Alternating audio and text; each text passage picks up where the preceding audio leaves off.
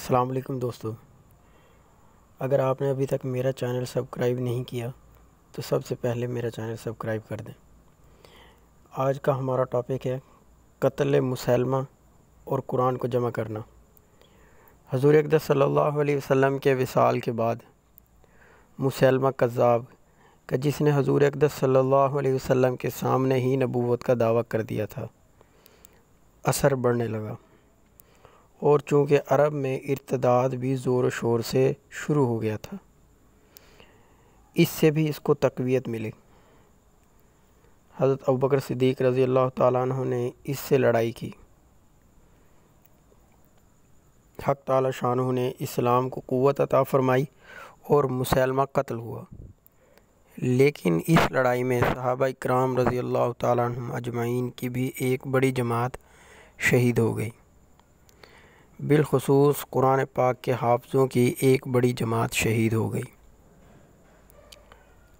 حضرت عمر رضی اللہ تعالیٰ عنہ نے امیر المومنین حضرت ابوبکر صدیق رضی اللہ تعالیٰ عنہ کی خدمت میں حاضر ہوئے اور عرض کیا کہ اس لڑائی میں بہت سے قاری شہید ہو گئے ہیں، اگر اسی طرح ایک دو لڑائی میں اور شہید ہو گئے تو قرآن پاک کا بہت سا حصہ ضائع ہو جانے کا اندیشہ ہے، اس لیے اس کو ایک جگہ لکھوا کر محفوظ کر لیا جائے۔ حضرت ابوبکر صدیق رضی اللہ تعالیٰ عنہ نے فرمایا،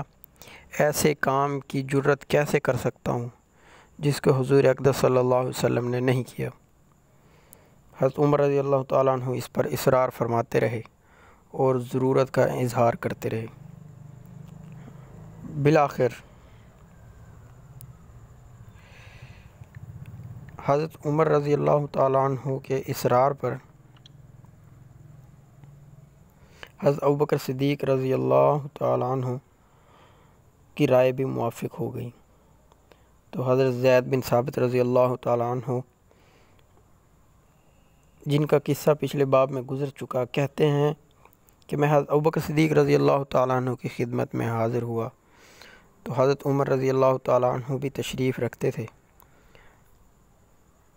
حضرت ابوبکر صدیق رضی اللہ تعالیٰ عنہ نے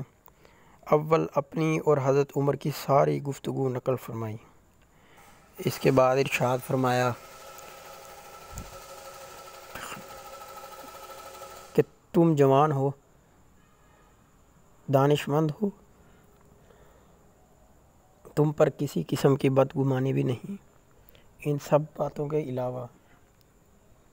کہ خود حضور اقدس صلی اللہ علیہ وسلم کے زمانہ میں بھی تم وحی لکھنے پر مامور رہ چکے ہو، اس لیے تم ہی اس کام کو کرو، لوگوں کے پاس سے قرآن پاک کو جمع کرو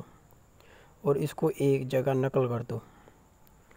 زید بن ثابت رضی اللہ تعالیٰ عنہ کہتے ہیں کہ خدا کی قسم، اگر یہ مجھے حکم فرماتے کہ فلاں پہاڑ کو توڑ کر ادھر سے ادھر منتقل کر دو تو یہ حکم میرے لیے قرآن پاک کے جمع کرنے کے حکم سے زیادہ آسان تھا۔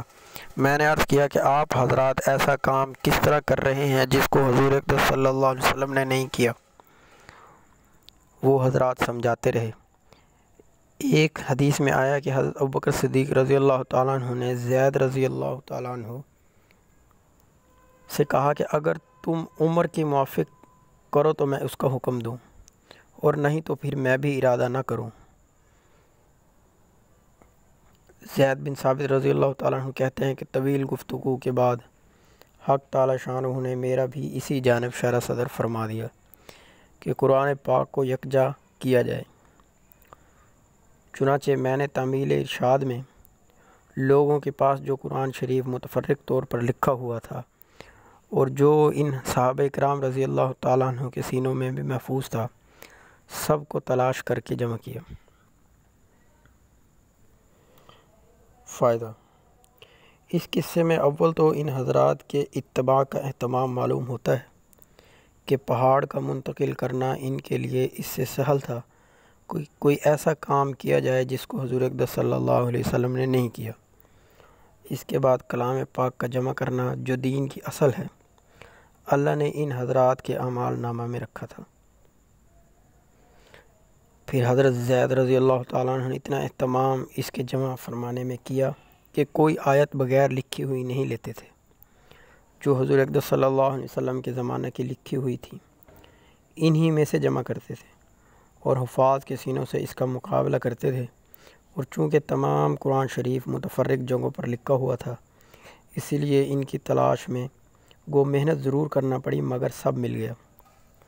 ابی بن کعب رضی اللہ تعالیٰ عنہ، جن کو خود حضور اقدس صلی اللہ علیہ وسلم نے قرآن پاک کا سب سے زیادہ ماہر بتایا، ان کی اعانت فرماتے تھے۔ اس محنت سے کلام اللہ شریف کو ان حضرات نے سب سے پہلے جمع فرمایا۔ اس قصے میں اول تو ان حضرات کی اتباع کا اہتمام معلوم ہوتا ہے کہ پہاڑ کا منتقل کرنا ان لوگوں کے لیے اس سے سہل تھا کہ کوئی ایسا کام کیا جائے جس کو حضور اقدس صلی اللہ علیہ وسلم نے نہیں کیا۔ اس کے بعد کلام پاک کا جمع کرنا جو دین کی اصل ہے، اللہ نے ان حضرات کے اعمال نامہ میں رکھی تھی۔ پھر حضرت زید رضی اللہ تعالیٰ عنہ نے اتنا اہتمام سے اس کو جمع فرمایا